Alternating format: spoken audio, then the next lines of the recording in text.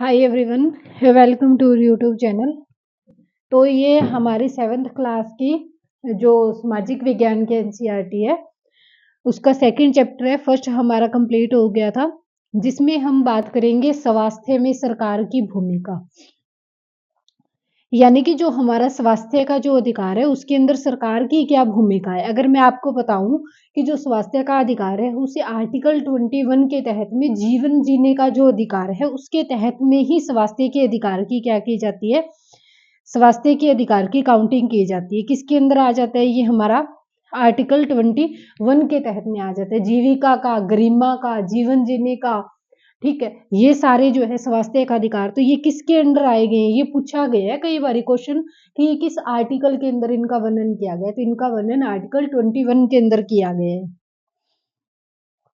जो अधिकार बाकी किसी आर्टिकल के अंदर वर्णन नहीं किया गया उनका वर्णन आर्टिकल 21 कैपिटल ए लिख के उनका वर्णन इसमें किया जाता है। ठीक है,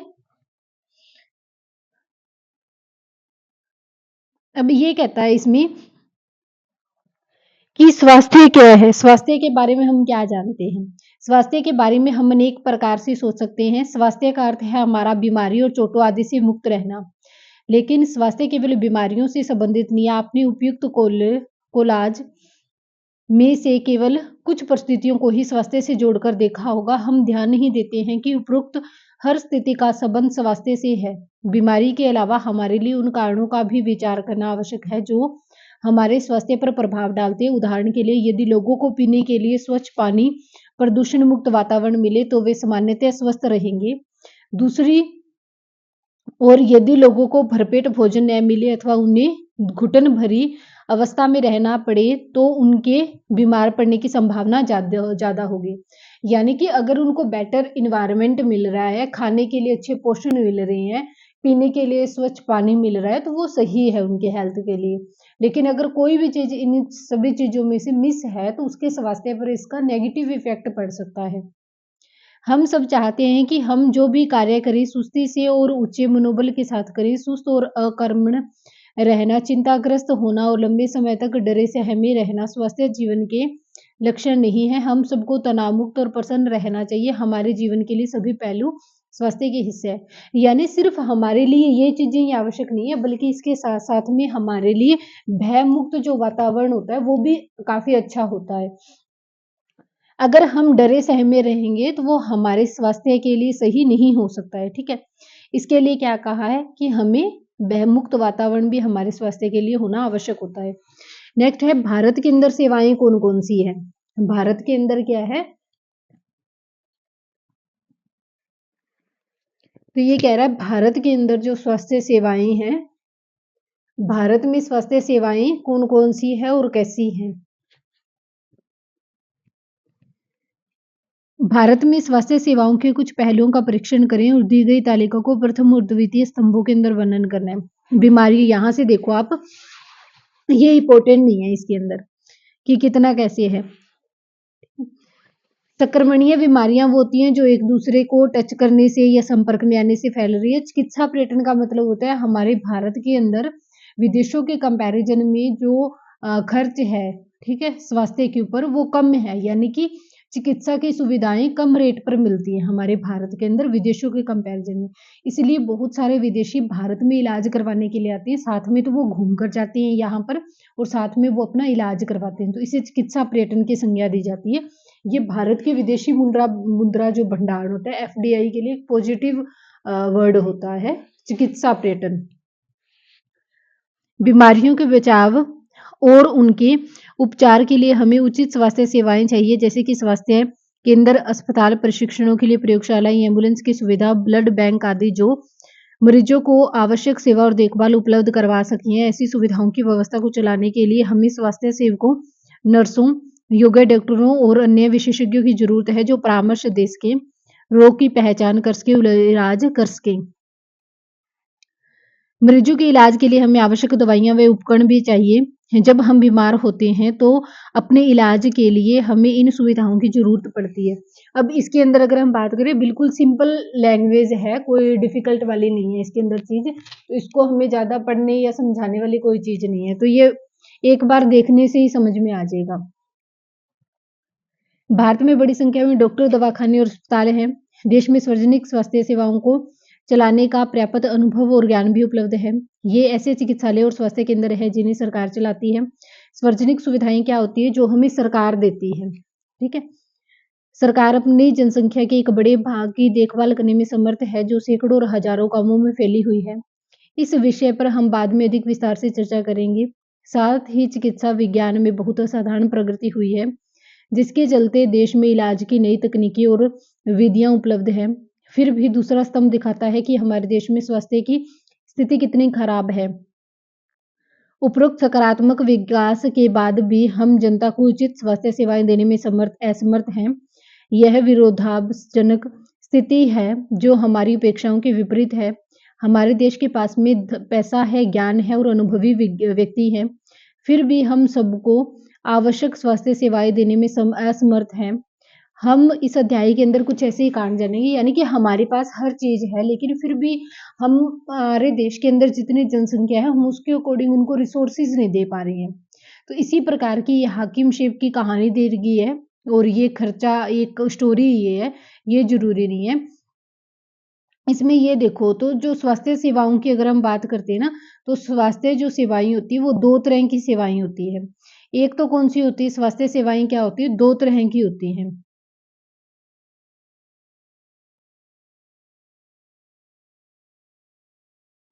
जो स्वास्थ्य सेवाएं होती हैं, हर प्रकार की सेवाएं वो दो प्रकार की होती है। एक सार्वजनिक सेवा होती है और निजी सेवा होती है। निजी सेवा जो प्राइवेट सेक्टर करता है, सार्वजनिक जो गवर्नमेंट के द्वारा की जाती है। जब भी हम किसी सार्वजनिक चीज का इस्तेमाल करते हैं, तो उसके लिए हमें टैक्स की फॉर्म का मतलब उसकी लागत की फॉर्म में टैक्स पे करना होता है। ठीक है। सार्वजनिक स्वास्थ्य सेवा स्वास्थ्य केंद्रों व अस्पताल की एक श्रृंखला है जो सरकार के द्वारा चलाई जाती है।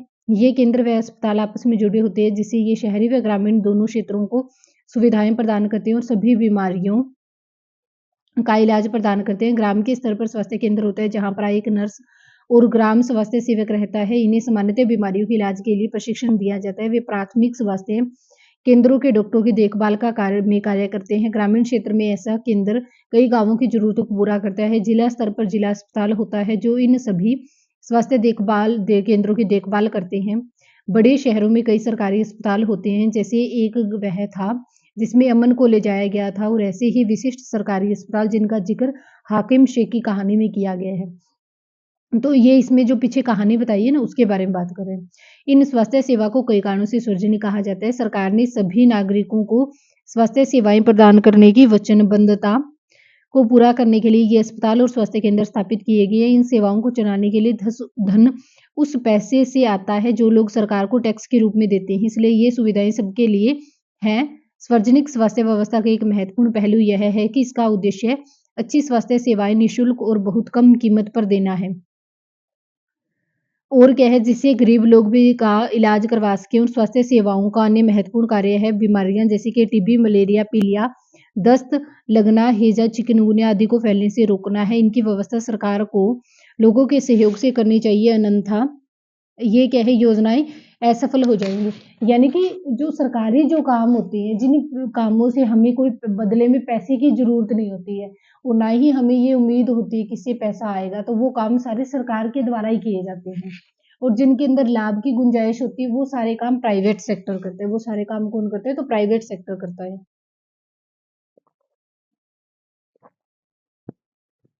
क्योंकि जो प्राइवेट सेक्टर होता है, ये मेन रूप से ही लाभ के उद्देश्य से काम करता है। उदाहरण के लिए मच्छरों को पैदा होने से रोकने के लिए अभियान को सफल बनाने के लिए यह सुनिश्चित करना पड़ेगा कि क्षेत्र के सभी लोग अपने कूलरों व घरों की छतों पर पानी एकत्रित न होने दें। जैसा कि हमने हाकिम शेख की कहानी को देखा है, हमारे संविधान के अनुसार लोगों के हितों को सुनिश्चित करना और सबको स्वास्थ्य सुविधाएं प्रदान करना सरकार का प्राथमिक कर्तव्य है। सरकार को हर व्यक्ति के जीवन के अधिकार की रक्षा करनी चाहिए, और अदालत ने कहा है कि हाकिम शेख को जिन कठिनाइयों से गुजरना पड़ा, उनकी भी जान जा सकती है। यदि कोई अस्पताल समय पर व्यक्ति को इलाज नहीं प्रदान करता है, तो इसका तात्पर्य है कि उसे जीवन की सुरक्षा नहीं दी जा रही है। और अदालत ने यह भी कहा है कि सरकार का कर्तव्य है कि वह मरीजों को आवश्यक स्वास्थ्य सेवाएं, जिसमें वो आकस्मिक इलाज की सुविधा भी सम्मिलित है, अस्पताल और उनके स्वास्थ्य संबंधी कर्मचारियों को आवश्यक इलाज की जिम्मेदारी पूरी करनी चाहिए। इन कई सरकारी अस्पतालों में हाकिम शे का इलाज करने से मना कर दिया था, इसलिए अदालत ने राज्य सरकार को निर्देश दिया कि हर हाकिम शे के द्वारा इलाज के ऊपर व्यय किया जाना खर्चे का भुगतान होगा। यानी कि जो सिविल हॉस्पिटल जो है वो बनाए गए हैं विशेष रूप से, जो व्यक्ति अपने इलाज को अफोर्ड नहीं कर सकता है वो वहां पर जाकर बेहतर स्वास्थ्य सुविधाएं ले सकता है। अब ये कह रहा है कि निजी स्वास्थ्य सेवाएं क्या होती हैं। तो अगर हम बात करते हैं निजी स्वास्थ्य सेवाओं की, हमारे देश में कई तरह की निजी स्वास्थ्य सेवाएं पाई जाती हैं। जैसे बड़ी संख्या में डॉक्टर अपने निजी दवाखाने खोलते हैं। ग्रामीण क्षेत्रों में पंजीकृत चिकित्सा व्यवसायी मिल जाते हैं। शहरी क्षेत्रों में बड़ी संख्या में डॉक्टर हैं, जिसमें से कुछ से विशेषज्ञ से सेवाएं प्रदान करते हैं। निजी रूप से चलाए जा रहे अस्पताल व नर्सिंग होम भी होते हैं। काफी संख्या में प्रयोगशालाएं यानी कि लेबोरेटरीज होती है जो प्रशिक्षण करती हैं, वे विशिष्ट सुविधाएं उपलब्ध करवाती हैं, जैसे एक्सरे, अल्ट्रासाउंड होती हैं। ऐसी दुकानें भी है जहां हम दवाइयां खरीद सकते हैं। जैसा कि इनके नाम से ज्ञात होता है, निजी स्वास्थ्य सेवाओं पर सरकार का स्वामित्व नियंत्रण नहीं होता। सार्वजनिक स्वास्थ्य सेवाओं के विपरीत इन निजी स्वास्थ्य सेवाओं में मरीजों को हर सेवा के लिए धन देना पड़ता है। जैसे उनमें हर काम फ्री होता है, इसमें हर काम के लिए पैसा होता है। आज निजी स्वास्थ्य सेवाएं चारों ओर दिखाई देती है। अब तो बड़ी-बड़ी कंपनियां अस्पताल चलाती हैं। कुछ कंपनियां दवाइयों को बनाने और बेचने का काम करने लगी है। सरकार के कोने-कोने में दवाइयों की दुकान देखी जा सकती है। ठीक है। ये दोनों के अंदर डिफरेंशिएट बताया कि निजी के अंदर क्या डिफरेंस है और प्राइवेट में क्या डिफरेंस है। अभी जो चैप्टर बताया है,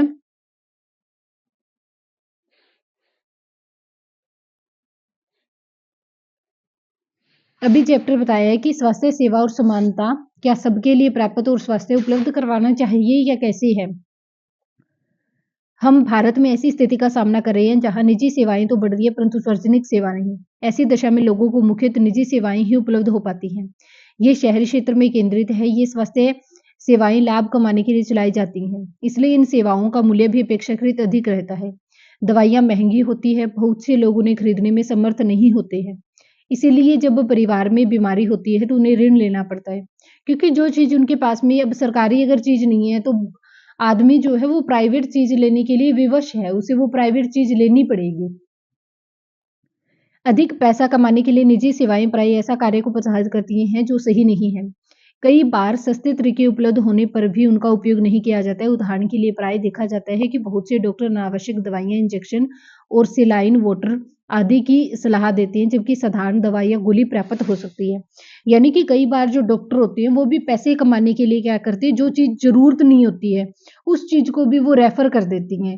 और कोई व्यक्ति क्या होता है, वो अब किसी बीमारी से ग्रस्त है, उसको मजबूरी में वो चीज भी खरीदनी पड़ती है, चाहे उसके पास में पैसे नहीं है तो भी वो खरीदनी पड़ती है उसको। जनसंख्या के 20% लोग ही बीमारी के दौरान आवश्यक दवाइयों को खरीदने में सक्षम होते हैं। वे लोग भी जिन्हें हम गरीब नहीं समझते हैं, दवा खरीद संबंधी खर्चों को उठाने में कठिनाई का अनुभव करते हैं। एक अध्याय में हमने पाया है कि जो लोग अस्पताल में हमारे किसी बीमारी या चोट लगने के कारण भर्ती होते हैं, उनसे भी 40% लोग खर्चों का भुगतान करने के लिए पैसा उधार लेते हैं या अपनी कुछ संपत्ति बेचते हैं। गरीब लोगों के लिए परिवार में हर बीमारी चिंता और मुसीबत का कारण बन जाती है, जिससे भी बड़ी बात यह है कि ऐसी स्थिति बार-बार आती है। गरीब लोग पहले ही पोषण की कमी का शिकार होते हैं। ये परिवार उतना भोजन नहीं खाते जितना उन्हें खाना चाहिए। उन्हें जीवन की आधारभूत आवश्यकताएं जैसे पीने का पानी, घर के लिए प्राप्त जगह, साफ वातावरण तक उपलब्ध नहीं होता है। और क्या है, इसलिए उनके बीमार पड़ने की संभावनाएं अधिक होती हैं। बीमारी पर होने वाले खर्चे से उसके हालात और खराब हो जाते हैं, क्योंकि उनका इलाज करवाने के लिए भी उन्हें ऋण लेना पड़ता है। और ब्याज पर जब ब्याज लगता है तो वो कंडीशन बहुत ज़्यादा खराब हो जाती है उस टाइम में। कभी-कभी केवल क्या है, पैसा ही लोगों के इलाज में बाधक नहीं होता है, बल्कि उदाहरण के लिए महिलाओं को तुरंत इलाज के लिए डॉक्टर के पास नहीं ले जाया जाता है। कई आदिवासी क्षेत्रों में स्वास्थ्य केंद्र कम है और वे भी अच्छी तरह से नहीं चलाए जाते हैं, जहाँ निजी स्वास्थ्य सेवाएं भी नहीं दी जा रही हैं। और ये कह रहा है कि अब इसके अलावा और क्या कर सकते हैं हम? तो इसमें ये कोई संदेह नहीं है कि हमारे देश में लोगों के स्वास्थ्य की दशा अच्छी नहीं है। यह सरकार का उत्तरदायित्व है कि हम अपने सब नागरिकों को, विशेषकर गरीबों और सुविधाहीनों को गुणवत्तात्मक स्वास्थ्य सेवाएं प्रदान करें। फिर भी लोगों को स्वास्थ्य जितना जीवन की आधारभूत सुविधाओं का पर और उनकी सामाजिक स्थिति पर निर्भर होना चाहिए, उतना ही स्वास्थ्य सेवाओं पर भी है। इसीलिए लोगों के स्वास्थ्य की दशा सुधारने के लिए लोग दोनों पक्षों पर कार्य करना आवश्यक होता है। ऐसा तभी संभव होगा जब हम क्या है, हर प्रकार की चीज को करें, सही ढंग से देखें। एक जैसे ये क्या है, 2 एग्जाम्पल दे रखे हैं। एक तो कोस्टा शहर का एग्जाम्पल दे रखा है दक्षिण अमेरिका के अंदर, एक केरल का दे रखा है। तो ये सीटेट एग्जाम के लिए इंपॉर्टेंट है, दोनों एग्जाम्पल पूछे जा चुके हैं पहले और आगे भी पूछने की संभावना है इसमें, तो इसको ध्यान से देखना। 1996 में केरल सरकार ने राज्य में कुछ महत्वपूर्ण परिवर्तन किए। राज्य के पूरे बजट का 40% पंचायतों को दे दिया। इससे पंचायतें अपनी आवश्यकताओं का योजनाबंद कर उनकी पूर्ति कर सकते हैं। इससे गांव के लिए पीने का पानी, आहार, औरतों के लिए विकास और शिक्षा आदि के लिए उचित व्यवस्था सुनिश्चित करना संभव हो सका। इसके फलस्वरूप जल वितरण व्यवस्था की जांच की गई, स्कूलों और आंगनबाड़ियों के काम को सुनिश्चित किया गया, गांव की विशेष समस्याओं पर ध्यान दिया गया और स्वास्थ्य केंद्रों में भी सुधार किया गया। इन सब कार्यों से स्थिति में सुधार आया। इतने प्रयत्नों के बाद भी कुछ समस्याएं तो बनी रही, जैसे कि दवाइयों की समस्या, अस्पताल में अपर्याप्त बिस्तर, पर्याप्त डॉक्टर का न होना। इन समस्याओं को दूर करना भी आवश्यक है। यानी कि कुल मिलाकर केरल सरकार ने 40% जो क्या है अपनी पंचायतों को दिया है, अपनी मतलब क्या है, अपनी जो टोटल जो बजट है उसका, तो ये अपने आप में एक बहुत बड़ी बात है, 40% देना, बजट का 40%। और कोस्टा के अंदर देखो, ये दक्षिण अमेरिका का सबसे स्वस्थ देश माना जाता है। इसका मुख्य कारण उनके संविधान में निहित है। कई वर्ष पहले कोस्टा में एक महत्वपूर्ण निर्णय लिया गया था कि वे देश में सेना की नहीं रखेंगे। इससे उन्हें सेना के ऊपर जो व्यय करने वाला धन है वो लोगों के स्वास्थ्य और वे क्या है, शिक्षा और अन्य आधारभूत जो चीजें होती हैं उनके ऊपर खर्च करेंगे। जो वो सेना के रख रखाव में हथियारों के लिए जो खर्च करते हैं पैसा, उसके स्थान पर उन्हें इन जो सेवाएं हैं, आधारभूत बेसिक नीड्स होती हैं, उनको पूरा करने के ऊपर बल देना चाहिए। कोस्टा की सरकार मानती है कि देश के विकास के लिए देश का स्वस्थ होना जरूरी है, इसीलिए अपने देशवासियों के स्वास्थ्य पर बहुत ध्यान देती है। कोस्टा की सरकार अपने सभी निवासियों को स्वास्थ्य के लिए मूलभूत सेवाएं व सुविधाएं देती है। पीने का सुरक्षित पानी, सफाई, पोषण और आवास है। स्वास्थ्य और शिक्षा की महत्वपूर्ण माना जाता है। सभी स्तरों पर स्वास्थ्य संबंधी ज्ञान और शिक्षा एक जरूरी भाग है। यानी कि कोस्टा की सरकार मानती है कि सभी जो लोग हैं उनके लिए सेना से ज्यादा जरूरी है हमारे देश की जो जनता है उसका स्वास्थ्य अच्छा हो। अगर उसका स्वास्थ्य अच्छा हुआ तो वो ज्यादा विकास के अंदर योगदान दे सकेंगे। इसलिए उन्होंने क्या कहा, सेना का जो खर्च है वो हम किसके ऊपर खर्च करेंगे, स्वास्थ्य पे, शिक्षा पे, उनकी बेसिक नीड को फिलफिल करने के लिए खर्च करेंगे। ये सेकंड चैप्टर हमारा कंप्लीट हो चुका है। कल हम थर्ड चैप्टर करेंगे। ओके, अगर आपको हमारी वीडियोस अच्छी लगती हैं, अच्छे ढंग से समझ में आ रही है, तो वीडियो को ज़्यादा से ज़्यादा लाइक करें और चैनल को सब्सक्राइब करें, बेल आइकन को प्रेस करें, ताकि जो भी नई क्लास का नोटिफिकेशन है वो सबसे पहले आपको मिले। ओके, थैंक यू, बने रहिए हमारे चैनल के ऊपर।